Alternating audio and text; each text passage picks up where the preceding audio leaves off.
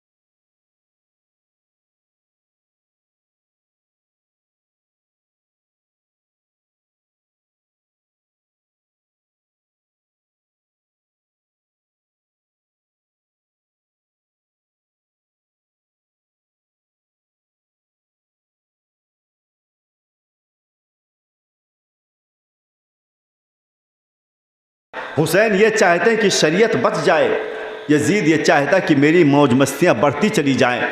यही देखकर मैं डर गया और मेरे दिल में इस वक्त कपी तारी है कि मैं यजीदी फ़ौज के तरफ रहूं या हुसैन के तरफ चला जाऊं। तो उसने कहा, तुमने क्या सोचा, तुम्हारे दिल ने क्या फ़ैसला किया? हुर ने कहा कि बस अभी जंग चल रही है, अभी पहलू पर पहलू बदल रहे हैं। कहा बस जंग ख़त्म हो गई और मेरा ईमान जीत गया। मेरे ईमान ने कहा, हुर ये 72,000 का लश्कर जो तुम्हारे साथ है इसको छोड़ दो, दुनिया का लालच छोड़ दो, यजीद के तमाम हुकूमतों को लात मार दो। अगर आज हुसैन तुमसे खुश हो गया तो कल जन्नत में इससे कहीं ज्यादा तुम्हें अता करने वाला है। और फिर एक महमेज लगाई घोड़े को और उसके बाद छलांग लगाता हुआ अमर बिन साद के बगल से गुजरता हुआ निकलता है और कहता है, ऐ अमर बिन साद तुम डरो रब की उस लाठी से जिसमें आवाज नहीं है, डरो जहन्नम की आग से जो मुतलाशी है यजीदियों की। देखो मैं हुसैन की तरफ जा रहा हूँ, हुसैन ने जो इत्माम हुज्जत की है उसका मतलब मैं समझ चुका हूँ और उसको समझने के बाद में अब मैं एक पल के रुकने वाला नहीं हूँ। और इस वक्त मैं जा रहा हूँ हुसैन के कदमों में। और ये कहते हुए अपने घोड़े को दौड़ाता हुआ वो हुर आता है और इमाम हुसैन के कदमों में झुक जाता है। नारे तकबीर, नारे रिसालत, जिक्र शहीदाने करबला, नारे तकबीर, नारे रिसालत। हज़रत इमाम हुसैन रज़ी अल्लाह ताला अन्हु ने देखा कि हुर आ गया है। ये हुर वही है जो 1000 लश्कर लेकर के सबसे पहले इमाम हुसैन को रोका था। आया है, दामन पकड़ लेता है, हाथों को दस्तबोसी करता है, चूमता है, शफ़क़त से अपने पेशानी पे मलता है और फिर रोने लगता है, गिड़गिड़ाने लगता है और कहता है, ऐ इमाम हुसैन ये जितने मामलात आपके सामने पेश आए इसकी वजह फ़कत मैं हूँ। अगर मैं आपको ना रोकता तो फिर आप ऐसे नौबत पर नहीं आते। ये जो कुछ हुआ है फ़कत मेरी वजह से हुआ है। ऐ इमाम हुसैन मुझे मुआफ़ कर दीजिए, मुझे ज़र्रा बराबर इसका अंदेशा नहीं था कि आपको लोगों ने खतूत दे करके धोखे से बुलाया है और मैं समझता था कि बहुत ज़्यादा होगा तो बात तय तमाम की हो जाएगी और खिलाफत होगी और लोग चले जाएंगे। लेकिन ऐ इमाम हुसैन मुझे कतई उम्मीद नहीं थी कि आपकी जान लेने पर ये लोग तुले हुए हैं। मुझे मुआफ़ कर दीजिए, मुझे मुआफ़ कर दीजिए और मुझे हुक्म दीजिए मैं आपके क्या काम कर सकता हूँ, किस काम के आ सकता हूँ। ये कहना था। हज़रत इमाम हुसैन रज़ी अल्लाह ताला अन्हु इल्तिजा फरमाते हैं, अपनी नज़र रहमत उठाते हैं, हुर को देखते हैं और कहते हैं, हुर जो कुछ हुआ उस पर पशिमानी ना करो, उस पर परेशान ना हो, उस पर अफसोस ना करो। तुम अगर ऐसा नहीं करते कोई और करता, हमको यहीं पर आना था। यही वो मंजिल है जिसका इंतज़ार मैं बचपन से कर रहा हूँ। यही वो जगह है जहाँ पर आकर हम सबको मुलाकात करना था और तुमको भी लौट कर हमारे पास ही आना था। तुम परेशान ना हो। तो कहने लगे, जब देखा कि दरियाए रहमत जोश में है और आज मूड में है तो फ़ौरन करीब आते हैं। कहते हैं, हुज़ूर आपने मुझे मुआफ़ कर दिया। कहते हैं कि ए हुर मैंने तुम्हें वाकई में माफ़ कर दिया। कहा क्या अल्लाह ताला मुझे जहन्नम से आज़ाद कर देगा? इमाम हुसैन फरमाते हैं, ए हुर तुम्हारी माँ ने तुम्हारा नाम हुर रखा है जिसका मतलब ही होता है कि आज़ाद हो जाना। जाओ मैं तुझे जहन्नम से आज़ाद होने की खुशखबरी सुनाता हूँ। अल्लाह अकबर। ये खुशखबरी सुन लेते हैं और खुश हो जाते हैं। जंग मुकम्मल तौर से शुरू है, एक एक करके लोग आ रहे हैं, मुकाबला करते हैं और उसके बाद जहन्नम में जाता है।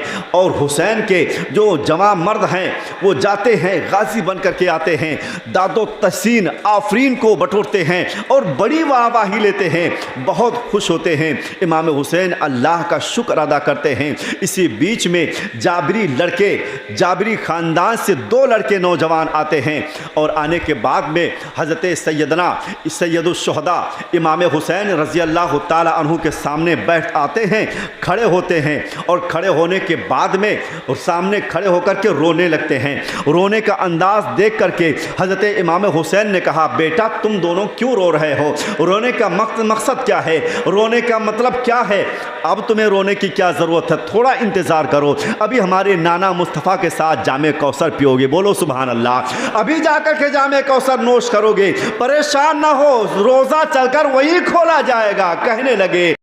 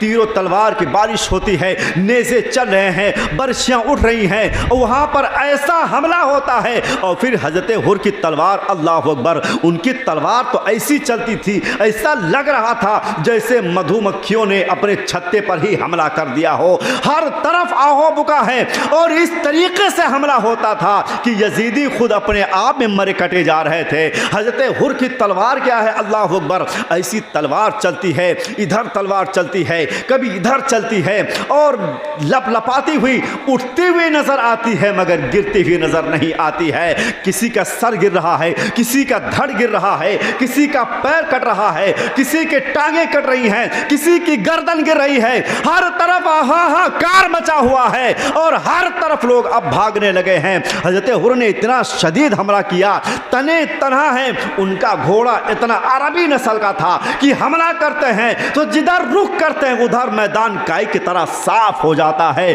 अल्लाह अकबर। नारे रिसालत, शहीदाने करबला, नारे तकबीर, नारे रिसालत। हजरत हुर हैं रजी अल्लाह ताला अन्हु, अपने घोड़े को, अरबी नस्ल का घोड़ा है, बड़ा लहीम शहीम है, उसके पीठ पर बैठते हैं। ऐसा लगता था कि जैसे हुर के लिए ही घोड़ा बनाया गया हो। अल्लाह अकबर, हमले पे हमला कर रहे हैं। अब उन यजीदियों के ऊपर जो दौलत के नशे में चूर होकर के आए थे अहले बैत के ऊपर हमला करने के लिए, अब गीदड़ों की तरह भाग रहे हैं, अब सूअरों की तरह चेहरा छिपा रहे हैं और इधर उधर भटक रहे हैं और सोच रहे हैं कहीं हुर के गुस्से का मैं शिकार ना हो जाऊं, लिहाजा इधर उधर भाग रहे हैं। हजरत हुर हैं, हमला कर रहे हैं। अब देखते कोई सामने नहीं आता है तो लश्कर की तरफ दौड़ पड़ते हैं। अल्लाह अकबर, क्या जोश ईमान था, क्या जोश और जज्बा था कि दौड़ पड़ते हैं और सब में घुस जाते हैं। उधर इब्ने साद औरतों मक्कारों की तरह चिल्ला रहा है, औरतों की तरह दूर से हाथ नचाता हुआ कहता है, अरे सिपाहियों, वो घुस गया है बीच में, वापस मत आने देना, अगर बाहर निकल गया तो कंट्रोल नहीं कर पाओगे। अब जब अंदर गया तो उसके जोश और जज्बों को बढ़ा रहा है। शिमर अलग चीख रहा है, वो इब्ने साद अलग चिल्ला रहा है और कहते हैं बढ़ बढ़ के हमला करो, हुर को जाने मत देना, और अगर वो फुरात पर पहुंच गया तो पानी लेकर आएगा, और अगर अहले बैत को पानी मिला तो फिर तुम्हारी कोई शख्सियत बच नहीं पाएगी। अंदर घुसे हैं, हजरत हुर की तलवार चल रही है, मगर जोश और जज्बा जब इसने दिलाया तो जब यजीदी भाग रहे थे उनको जब अकल ठिकाने लगी तो रुक गए। उसके बाद में एक साथ हमला किया।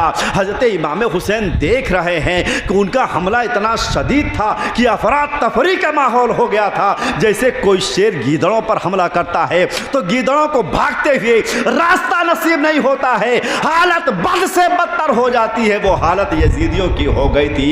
अल्लाह अकबर, मैं कहता हूँ अगर 72 नहीं अगर तिहाई हिस्सा होते तो एक भी यजीदी बचकर नहीं जाने पाता। वो जोश और जज्बा था। हैदर कर्रार के मानने वालों में अल्लाह ताला ने वो कुव्वत बख्शी है। तारीख भी क्या ज़माने तक याद रखी थी कि हुसैन ने क्या जंग किया था, कि एक यकताई तौर पर एक तरफा जंग थी, उसके बावजूद लोगों ने वो जौहर दिखाए थे जो तारीख बयान करने से कासिर है। लिहाजा फिर क्या था, हर तरफ यलगार होती है, हर तरफ तीरों तलवार की बारिश होती है, और उसी बारिश में एक आशिकिया ने खींच के जो नेज़ा मारा है तो हजरत हुर रज़ी अल्लाह ताला अन्हु के सीने से पार हो जाता है। ज़रबकारी था, इतना शदीद था कि आप घोड़े पर हैं, गिरने लगते हैं, घोड़े पर गिरने लगते हैं। बेटा इधर सुनो, घोड़े पे गिरने लगते हैं, मगर गिरने से पहले पहले आपने घोड़े की लगाम को खींचा और फिर महमेज लगाई। अभी गिर रहे हैं, खून के फव्वारे भाग रहे हैं,